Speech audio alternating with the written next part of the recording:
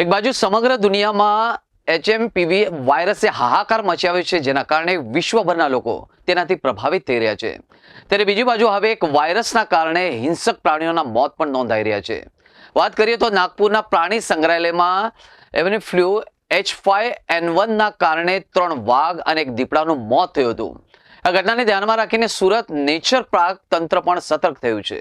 હિંસક પ્રાણીઓ જ્યાં પાંજરામાં રહે છે તે સ્થળે ડિસઇન્ફેક્શનની કામગીરી હવે દર 15 દિવસની જગ્યાએ 7 દિવસમાં કરવામાં આવશે. સુરતના સરથાણા પ્રાણી સંગ્રહાલયમાં પણ વાઘ, સિંહ અને દીપડાના પાંજરાઓ સતત સેનેટાઈઝ કરવામાં આવી રહ્યા છે.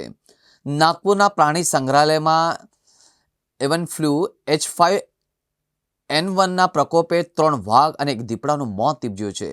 સેન્ટ્રલ ઝૂલોજિકલ ઓથોરિટીએ આ ઘટનાને ગંભીરતાથી લેતા એડવાઇઝરી પણ જાહેર કરી હતી.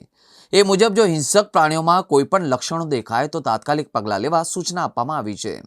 ઝૂના અધિકારીએ કહ્યું કે નાગપુરની ઘટના ધ્યાનમાં રાખીને સુરત નેચર પાર્કમાં હિંસક પ્રાણીઓ માટે સાવચેતીના પગલાં લેવામાં આવી રહ્યા છે.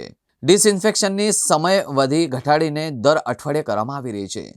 જો પ્રાણીઓના સ્વાસ્થ્યમાં કોઈ ફેરફાર નજરે પડશે તો તાત્કાલિક સારવાર માટે તેમના નમૂનાઓ વિશેષ પ્રાણી સ્વાસ્થ્ય કેન્દ્રમાં મોકલવામાં આવશે.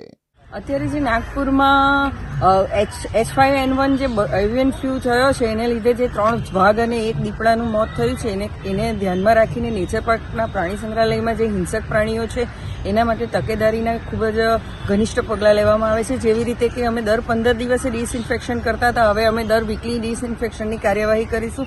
ઉપરાંત એ લોકોની હેલ્થમાં જરા પણ ફેરફાર નોંધાશે તો તાત્કાલિક જ એમને સારવાર કે એનું જે હોય તેની અભિપ્રાય લેવામાં આવશે. આ વાયરસ કેટલો ગંભીર છે, કારણ કે 5 જાનવરોના મોત થયા છે. હવે